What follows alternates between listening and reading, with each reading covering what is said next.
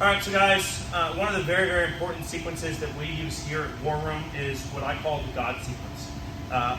You're not going to always finish everyone with this sequence, but up through black belt, you should have a very, very high success rate with this sequence. So we start from side control a lot. We land in side control a lot with all these takedowns, so let's talk about that. First and foremost, I'm going to bring my knee up under and get my hip up under this elbow and my knee all the way towards his head, okay? From here, I'm going to come up under, hit the back of his head. This hand is going to come up on the back side, and we're going to gable grip. With the hand on his side, it's going to be turned upward. I'm going to gable grip here, okay? Now, when I'm coming into this position, a lot of times I like to bring my shoulder down into the chest and bring it back up under the jaw, so I can very easily apply a lot of pressure to these guys, okay? I've got his elbow blocked so he can't turn towards me, and I'm now creating pressure that makes him really want to turn away from me, okay? So he starts to turn away from me a little bit, perfectly fine. Opens up immediately for the Americana.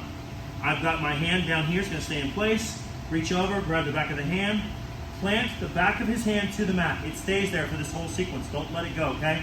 The back of his hand has to be flat on the mat. From there, I'm going to bring my other hand across and just swap over to my own wrist. Now my right elbow is going to lock down tight into the base of his neck and create this nice little fulcrum here, okay? We're taking out all the slack in the system. My knee pinches to my elbow pinches in, so we've got them locked in tight, back of the hand flat on the mat. I'm now going to draw this elbow back to his body until it braces to his body as well. So now I have both elbows and my knee all pinned to him. This is gonna bring his elbow down and create a chicken wing with his hand. Back of the hand, still flat on the mat, and now I'm going to gently rotate my wrist up for an easy finish. Now, say for some reason I make a mistake and somehow he's able to get his arm across up under my shoulder to start protecting his hand. That's okay. I'm going to reach this hand up, I'm going to grab his wrist, and I'm going to hold it in place. I'm going to peel this one out, reach back under his head, grab his wrist again and hand it off, reach back under and grab my other wrist for the gift wrap. Suck everything in nice and tight. I'm once again turning him away from me even further. Bring my knee up behind his head, creating a knee pillow. And my leg, my foot on the bottom here is up against his back.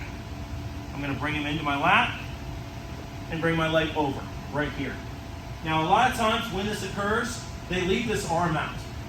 If they do, I'm gonna snatch it up as we come over and immediately drop him into a straight jacket position. You can come over here, this way. Now that we're in the straight jacket position from here, I'm going to lean down in tight, go ear to ear with him. Hand off the wrist once again, and get this wrist control. Now I'm going to use the side over the back of my head, push his head away, and slide this in deep.